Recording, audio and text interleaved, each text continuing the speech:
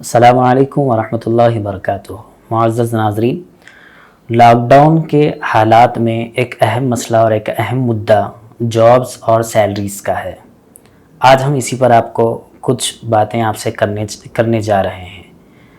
Be B C کی report کے مطابق ہندوستان کے اندر 90% طبقہ وہ ہے جو پرائیویٹ سیکٹر سے تعلق رکھتا ہے، یعنی وہ پرائیویٹ جابز کرتا ہے۔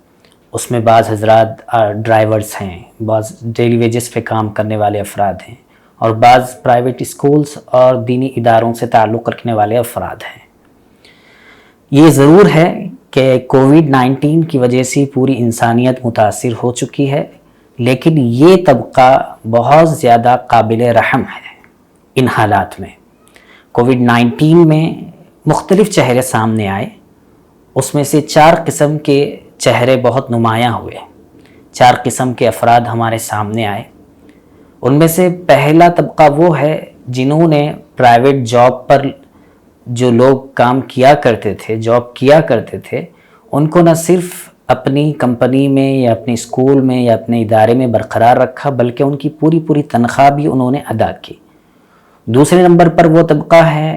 جو وہ ذمہ دار حضرات ہے جنہوں نے گنجائش نہ ہونے کی وجہ سے ملازمین کو اپنی ملازمت پر برقرار بھی رکھا، اور اس کے ساتھ ساتھ آدھی تنخواہیں بھی اپنی گنجائش کے اعتبار سے ادا کی۔ تیسرا وہ طبقہ ہے جو اپنے پاس گنجائش نہ ہونے کی وجہ سے، حالات کی مجبوریوں کی وجہ سے، انہوں نے اپنے یہاں ملازمین کو ملازمت پر برقرار رکھا، البتہ تنخواہیں دینے سے معذرت کر لی۔ چوتھا وہ طبقہ ہے جنہوں نے اپنے یہاں کام کرنے والے ملازمین کو نہ مکمل تنخواہ دی، نہ آدھی تنخواہ دی، اور نہ جو ہے تنخواہ روک لی، بلکہ اپنی جاب سے ہی انہیں نکال دیا، انہیں ہاتھ دھونا پڑا۔ ایسے حالات میں ان جاب کرنے والے، ان پرائیویٹ اداروں میں کام کرنے والے حضرات کے ذمہ دار کون ہیں؟ گراؤنڈ لیول پر آ کر اگر دیکھا جائے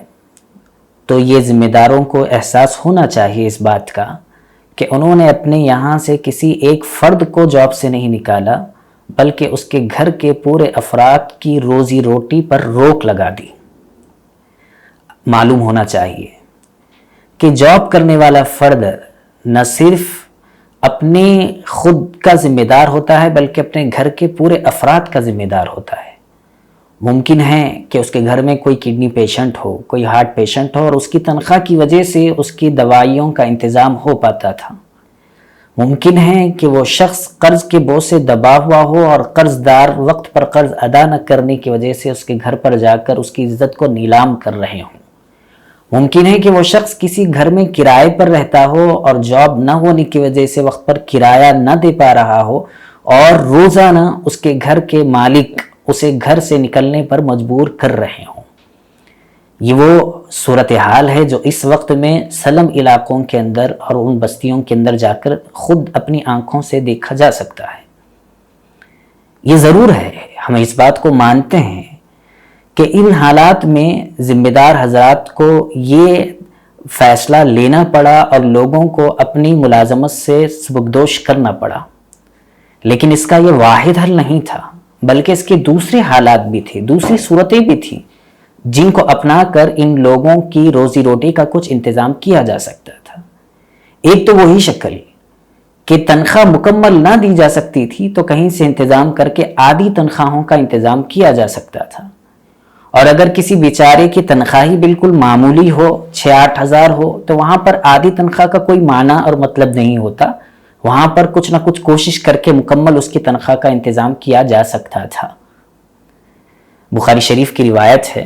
نبی کریم صلی اللہ علیہ وسلم نے ارشاد فرمایا، کتاب الایمان باب المعاصی من امر الجاہلیہ، حدیث نمبر 30، کہ آپ صلی اللہ علیہ وسلم نے ارشاد فرمایا کہ جب کوئی بندہ تمہارے یہاں کام کرتا ہو، تمہارے ماتحت رہتا ہو،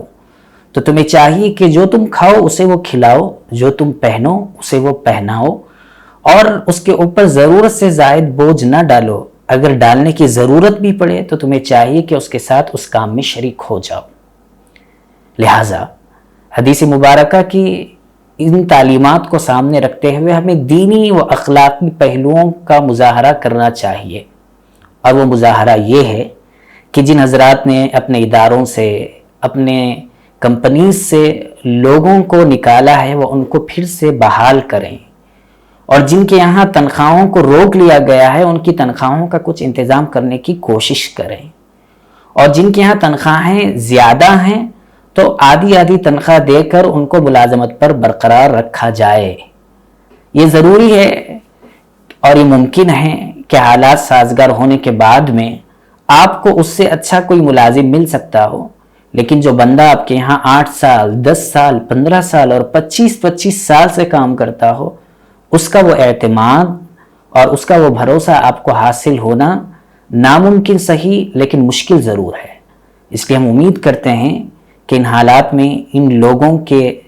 درد کو سمجھیں، ان کی تڑپ کو سمجھیں اور ان کے ساتھ ملا کر اور ان کا ساتھ دیں،